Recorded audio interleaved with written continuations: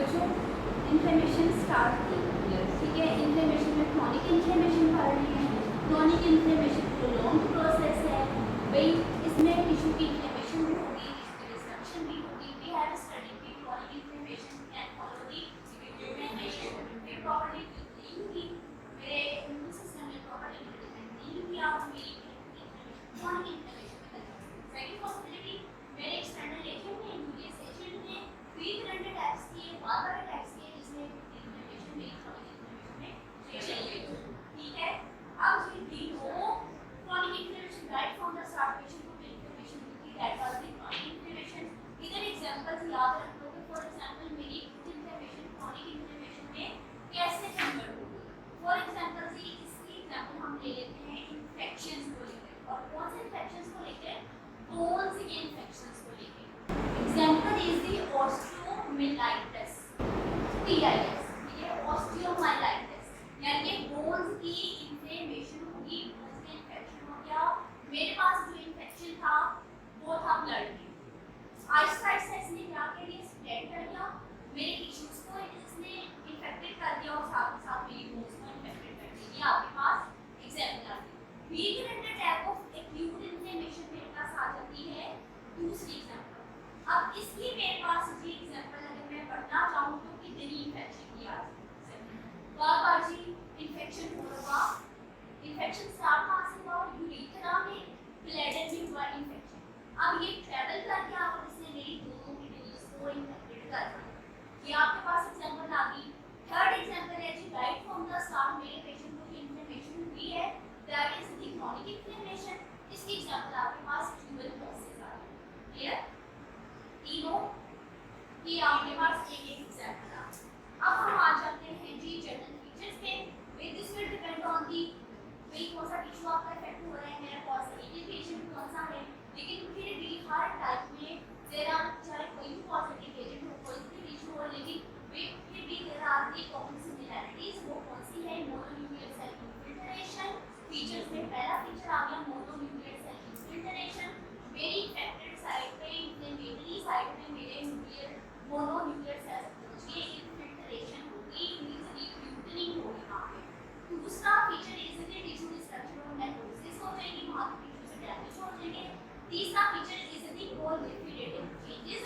Proliferation क्या है, proliferation आपके पास क्या है, दैट इज द क्या आपके नंबर ऑफ सेल्स इंक्रीज कर जाएंगे, न्यू सेल की ग्रोथ होगी, सेल की डिवीजन। अब हम फर्स्ट फीचर पर आ जाते हैं, that is mononuclear cell infiltration. अब इसके अंदर क्या होगा कि मेरे इस पर्टिकुलर साइड पे मेरे मोनोन्यूक्लियर सेल्स पहुंचे। मोनोन्यूक्लियर सेल्स की एग्जांपल इधर आपके पास कौन सी है, phagocytes and the lymphoid cells. Lymphoid cells हम लोगों ने लास्ट लेक्चर में भी रिवाइज किए थे।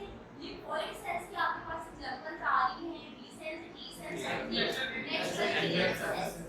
अब जो आपके पास है ये फेगोसाइट्स। फेगोसाइट्स की तरह आपके पास एग्जांपल है आपके सर्कुलेटिंग मोनोसाइट्स। सर्कुलेशन में कब तक थे, they were the monocytes. Tissue में चले गए, now these are the tissue. We have the epithelioid cells. Epithelioid cells you can discuss and then you have the multinucleated giant cells. We epithelioid cells भी originate आपके कहाँ से होते हैं, monocytes से, मैक्रोफेजेस से। आप इसे कह सकते हैं कि these are the activated macrophages. इनका जो न्यूक्लियस है that is oval और that can be elongated. ठीक है, ये सेल्स भी आपस में मर्ज करके एक एग्रीगेट बनाते हैं। रह गया आपके पास जी जाइंट सेल्स। जाइंट सेल्स कैसे बनेंगे, by the fusion of the cells. और वो कौन से सेल्स हैं जो फ्यूज कर जाएंगे, these are the macrophages, epithelioid cells and the monocytes. Yes, अब जी आपके पास जी मैक्रोफेजेस आपकी इन्फ्लेमेटरी साइड पे वो प्रोमिनेंट सेल्स हैं जो कि अपेयर होते हैं। ठीक है, अब जी मेरे जो मैक्रोफेजेस हैं वो अपेयर होंगे मेरी इन्फ्लेमेटरी साइड पे पहुंचे। इन्फ्लेमेटरी साइड पे बच्चों पहुंचे कैसे, फर्स्ट कीमोटैक्सिस की मदद से। ठीक है, लास्ट टाइम डिस्कस किया कि मेरे पास कीमोटैक्टिक फैक्टर्स थे, एडहेशन मॉलिक्यूल्स थे जो कंटीन्यूअसली मेरे मैक्रोफेजेस को इन्फ्लेमेटरी साइड पर लेकर जा रहे हैं। लास्ट टाइम हम लोगों ने एक एडहेशन मॉलिक्यूल के बारे में डिस्कस किया था जिसके देन जी दूसरा अब कैसे मैक्रोफेजेस पहुंचे कीमोटैक्सिस से एडेशन मॉलिक्यूल्स से। सेकंडली बात की उधर जी इंफ्लेमेटरी सेल में क्या होगा, इंफ्लेमेटरी साइट में क्या होगा, मेरे मैक्रोफेजेस को लिक्विडेट कर देंगे, उनका काउंट उनका नंबर वहां पे बढ़ जाएगा, उनकी ग्रोथ ज़्यादा होगी। तीसरा मेन फीचर जो आपको रिसर्च आर्टिकल्स में भी मिलता है कि जब इंफ्लेमेटरी साइट में मेरे मैक्रोफेजेस पहुंचते हैं वहां पे उनका जो लाइफ स्पैन है हैज बीन रिसर्च उनका लाइफ स्पैन बढ़ जाता है, वहां पे वो लॉन्गर पीरियड के लिए सर्वाइव करते हैं। क्लियर? ये नेक्स्ट आर्टिकल है जिसके अंदर जी आपके ऑथर्स की रिसर्च है कि इन्फ्लेमेशन के दौरान मैक्रोफेजेस का इंफ्लेमेटरी साइट पे लाइफ स्पैन लॉन्गर ड्यूरेशन के लिए हो जाता है, इवन मोनोसाइट्स का। ठीक है, यूनिक इन्फ्लेमेशन प्रोसेस। क्लियर? अब जी आपके मोनोसाइट्स पहुंच गए। सबसे पहले जी हुआ क्या, इन्फ्लेमेशन हुई, this was the blood vessel. ठीक है, इन्फ्लेमेशन हुई, this was the blood vessel. मेरे सेल्स ने क्या किया, इंट्रावेस्कुलर स्पेस से निकल के कहां पर आ गए, एक्स्ट्रावेस्कुलर स्पेस में। इसी तरह जी मेरे मोनोसाइट्स भी पहुंच गए एक्स्ट्रावेस्कुलर स्पेस में, और ये जब वो टिश्यूज के अंदर गए, टिश्यूज के अंदर जैसे फॉर एग्जांपल यहाँ पे टिश्यू मिला, मोनोसाइट्स यहाँ से निकले, वेसल से निकले, एक्स्ट्रावेस्कुलर स्पेस में आए, टिश्यूज के अंदर गए, तो वहां जाके वो कन्वर्ट हो गए मैक्रोफेजेस के अंदर। क्लियर? अच्छा, आपके जो मोनोसाइट्स हैं आप लोग यूनिटी में भी पढ़ रहे हो कि जिनका रोल है आपके फैगोसाइटोसिस में, ऐसे ही है ना? अच्छा, इसके साथ साथ दे मे गेट एक्टिवेटेड। अब जी मैंने कहा ना कि मेरे मैक्रोफेजेस ने उन्होंने फैगोसाइटोसिस के लिए इन्फ्लेमेशन में अपना रोल प्ले करना है, तो वही एक्टिवेट कैसे होंगे, एक्टिवेट ये करेंगे आपके साइटोकाइन्स। इधर जो साइटोकाइन्स की एग्जांपल के अंदर देयर आर डिफरेंट साइटोकाइन्स, आपकी बुक के अंदर मेंशन है लिम्फोकाइन्स, इसके ऊपर अभी आएंगे। दूसरी बात आपके बैक्टीरिया के जो एंडोटॉक्सिन्स हैं, एंडोटॉक्सिन्स आपके पास क्या है, ग्लाइकोपॉलीसैकेराइड्स हैं जो आपको सेल वॉल में मिलते हैं gram negative bacteria. Gram negative bacteria की सेल वॉल पे आपको ग्लाइकोपॉलीसैकेराइड्स मिलते हैं, दीज आर दी एंडोटॉक्सिन्स। इन मेरे मैक्रोफेजेस को एक्टिवेट कौन करता है, साइटोकाइन्स। अब इधर आप नीचे ब्लू बॉक्स में ग्रीन कलर के बॉक्स में आ गए। अब इस साइटोकाइन्स को पहले देख लेते हैं कि साइटोकाइन्स है क्या। बच्चों ये आपके पास प्रोटीन्स हैं, स्मॉल प्रोटीन्स हैं, ठीक है, जिन्होंने ग्रोथ और एक्टिविटी को कंट्रोल करना आपके इम्यून सिस्टम के सेल्स।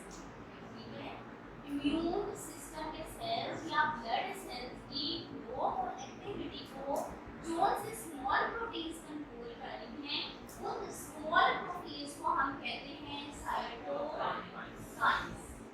ठीक है, इट मींस अब साइटोकाइन्स भी डिफरेंट तरह के हैं। अच्छा, अब साइटोकाइन्स की टाइप्स कौन कौन से, फर्स्ट देखो आपके टेक्स्ट के अंदर मेंशन है, फर्स्ट वन इज दी लिम्फोकाइन्स। अब क्या आप लोगों ने याद करना है, लिम्फोकाइन्स।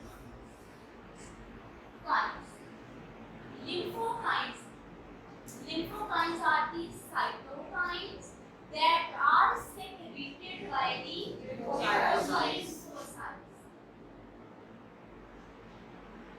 भाई मेरे lymphocytes जो से small proteins रिलीज करते हैं, these are the lymphokines. दूसरे cytokine के आपके पास एग्जांपल है monokines. ठीक है, monokines. Monokines कौन रिलीज करेगा, these will be released by the monocytes. अब आपके पास आगे बच्चों third example, that is the interleukins. Interleukins को IL से एक्टिवेट करते हैं, कितना से भी होता है। Interleukins are secreted by one leukocyte and acting on the another leukocyte. एक ल्यूकोसाइट्स इसको रिलीज करेंगे और यहाँ पे जाके फर्दर एक्शन भी अपना ल्यूकोसाइट्स में करेंगे। क्लियर? देन चौथी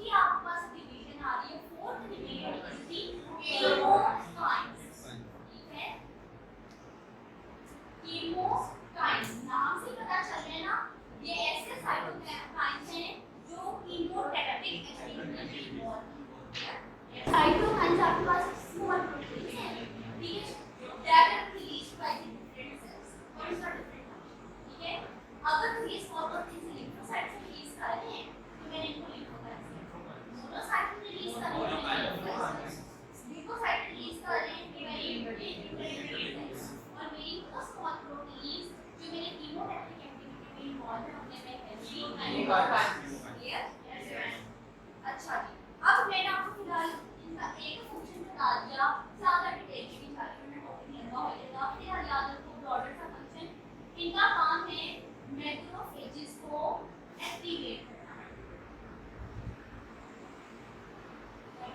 ठीक है, मैक्रोफेजेस को एक्टिवेट। नेक्स्ट स्लाइड पे आ जाओ। अब ये आपके मैक्रोफेजेस एक्टिवेट हो गए। जब ये मैक्रोफेजेस एक्टिवेट हुए, अब इन्होंने कुछ प्रोडक्ट्स को रिलीज करना है। ये कौन से प्रोडक्ट्स हैं जो रिलीज होंगी? एसिड्स हैं, न्यूट्रल प्रोटीन्स हैं, एंजाइम्स हैं, आपकी ऑक्सीजन डिराइव्ड रिएक्टिव मेटाबोलाइट्स हैं, और इवन ये भी साइटोकाइन्स को रिलीज करेंगे। क्लियर? ये हमने यहाँ मोनोसाइट्स पढ़े थे ना,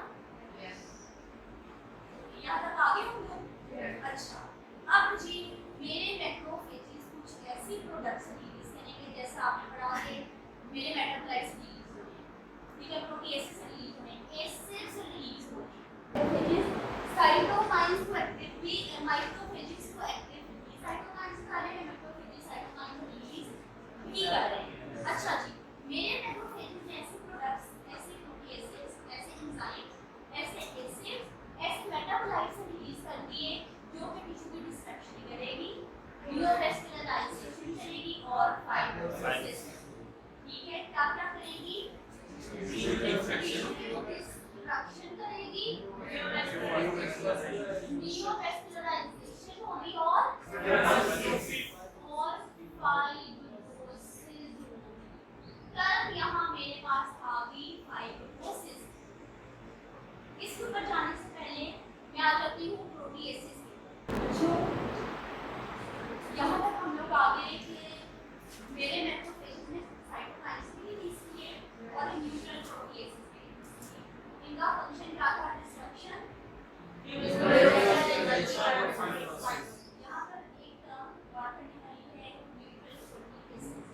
मेरे पास एंजाइम्स हैं, मेरे पास ये ऐसे एंजाइम्स हैं जो कि काम करेंगे, जो अपना एक्शन परफॉर्म करेंगे न्यूट्रल वीकली एसिड या वीकली एनवायरनमेंट के अंदर। क्लियर? अच्छा, फॉर एग्जांपल अगर मुझे किसी किस्म का ट्यूमर हो जाए, आगे इन्फ्लेमेशन होगी ना, ट्यूमर में जाकर केस में 6.5 to 6.8 वहाँ पे जाकर मैक्रोफेजेस काम करते हैं।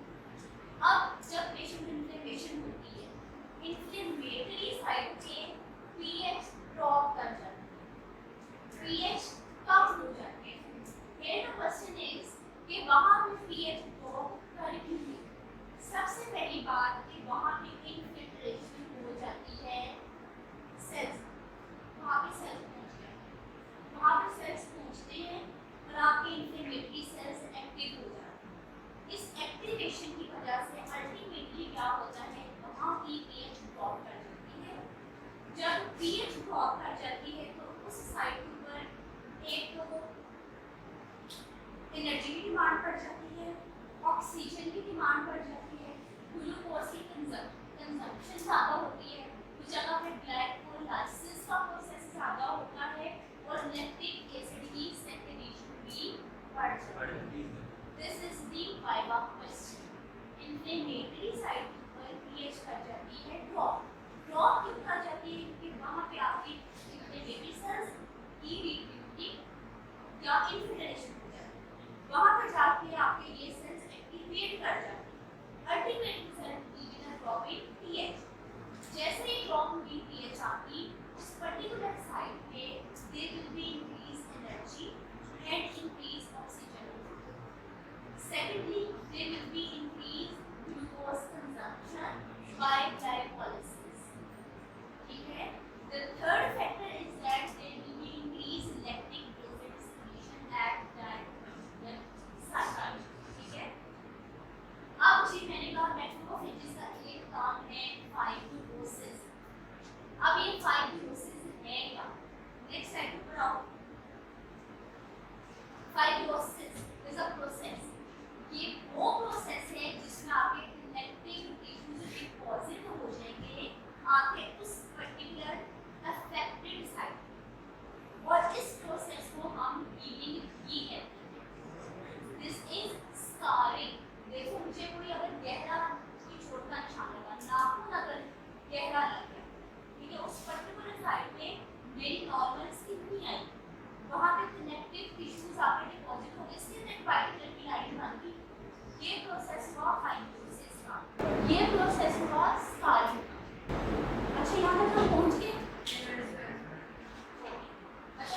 पीटी। अब ये जो आपके पास हमने पढ़ाए थे मैक्रोफेजेस की टाइप्स, उसमें जो M2 मैक्रोफेज थे, these M2 macrophages were actually involved in the repairing process. ऐसे ना वो टिश्यू रिपेयर के अंदर इन्वॉल्व थे, बेसिकली वो फाइब्रोसिस करवा रहे थे, वो टिश्यू रिपेयर के अंदर इन्वॉल्व थे। ऐसे ही है।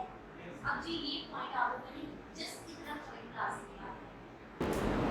अच्छा जी, अदर क्रोनिक इन्फ्लेमेटरी सेल्स और कौन कौन से इन्फ्लेमेटरी सेल्स हम लोगों ने डिस्कस कर लिए कि आपके होंगे मैक्रोफेजेस, आपके ल्यूकोसाइट्स होंगे, डिस्कस किया ना उसके ऊपर।